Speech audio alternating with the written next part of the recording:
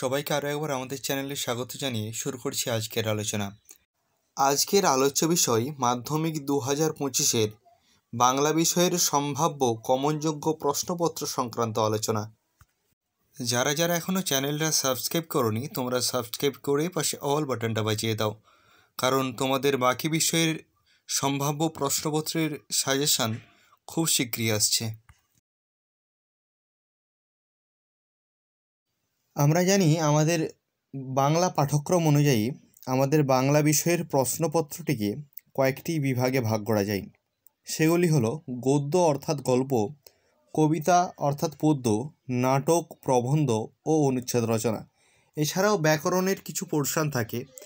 যেহেতু তার প্রশ্নপত্রগুলি খুব ছোট ছোট হয়, অর্থাৎ 1-2 নম্বরের প্রশ্নপত্র আছে, তাই সেগুলিকে আমরা আমাদের এই সাজেশনের মধ্যে ইনক্লুড করলাম না। আমরা সাধারণভাবে এই বিভাগের সমস্ত বড় প্রশ্নগুলির দিকেই আলোকপাত করব। ছোট প্রশ্নের জন্য বিভিন্ন টেক্সট এবং টেস্ট পেপারের প্রশ্নগুলিকে ঠিকঠাকভাবে প্রস্তুতি নিলেই ঠিকঠাকভাবে প্রস্তুত হওয়া যাবে।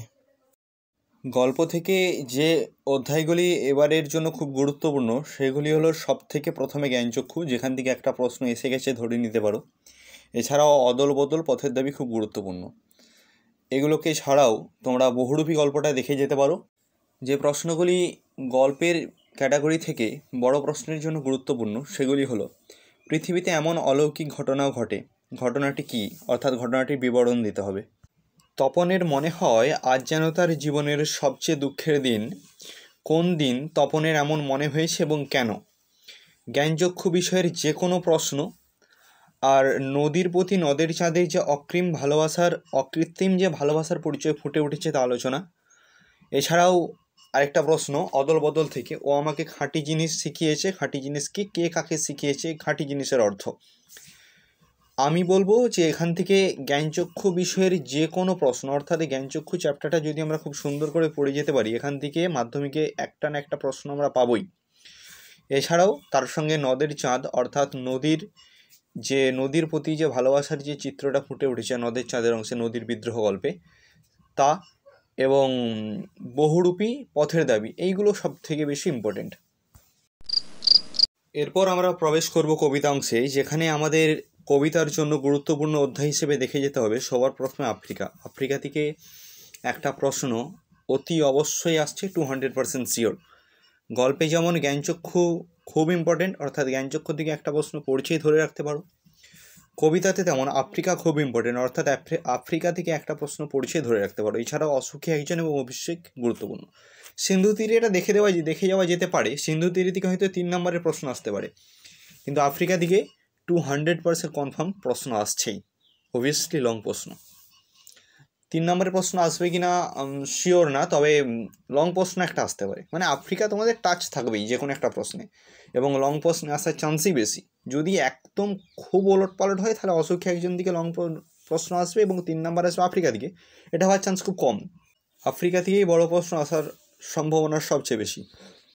কবিতা থেকে যে সমস্ত প্রশ্নগুলি দেখে রাখতে হবে তার মধ্যে গুরুত্বপূর্ণ হলো হাই ছায়াবৃতা বলার কারণ কি, তার সম্পর্কে কবির বক্তব্য লেখাও।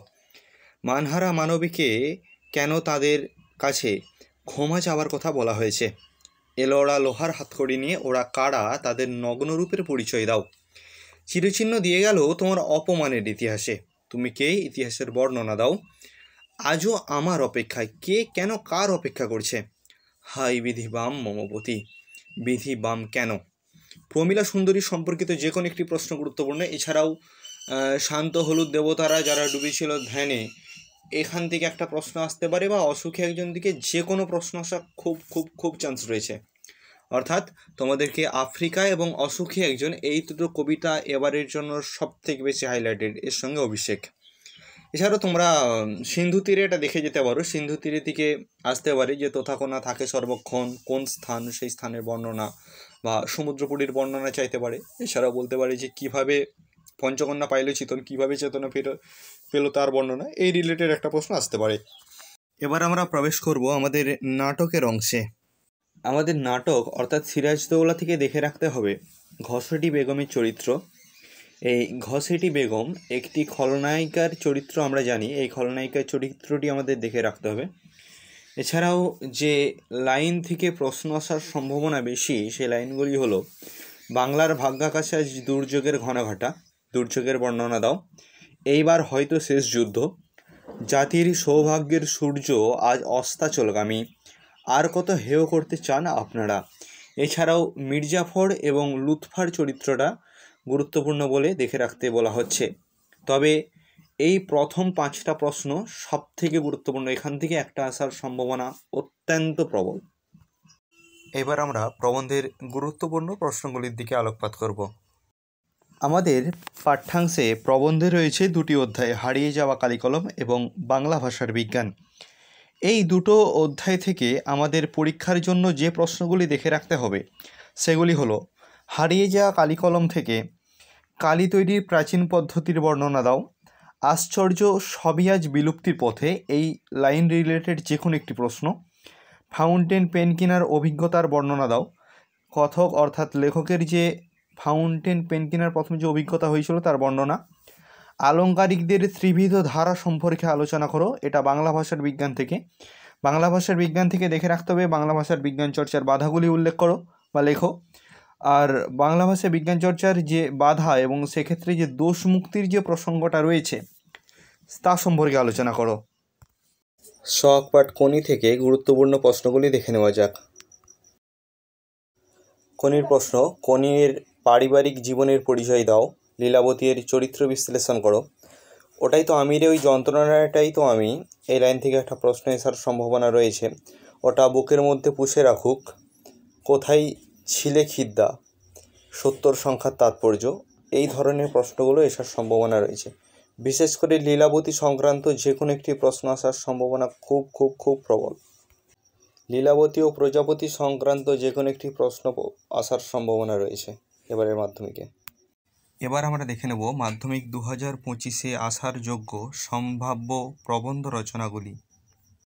এবারের জন্য সম্ভাব্য প্রবন্ধ রচনাগুলি হলো বিজ্ঞান ও কুসংস্কার, যেটা আসার সম্ভাবনা সব থেকে বেশি। এছাড়াও পরিবেশ দূষণ ও তার প্রতিকার, দৈনন্দিন জীবনে বিজ্ঞান, বাংলার উৎসব, বিশ্বকাপ ফুটবল, ছাত্র জীবন ও খেলাধুলা। দেশভ্রমণটাও দেখে রাখা যেতে পারে। সংলাপ, প্রতিবেদন ও বঙ্গানুবাদের জন্য স্কুলের টেস্ট পেপারটি ভালো করে প্র্যাকটিস করে গেলেই হবে। বিদ্যালয়ের টেস্ট পেপার অনুশীলন ব্যতীত আর কোনো কিছুর প্রয়োজন নেই। মাধ্যমিক 2025-এর বাংলা প্রশ্নপত্রের সম্ভাব্য কমনযোগ্য প্রশ্নপত্র দেওয়ার প্রচেষ্টা করা হলো। বিশেষ দ্রষ্টব্য, আমরা মাধ্যমিকের প্রশ্নপত্র তৈরি করি না, সম্ভাব্য তালিকা তৈরি করি মাত্র।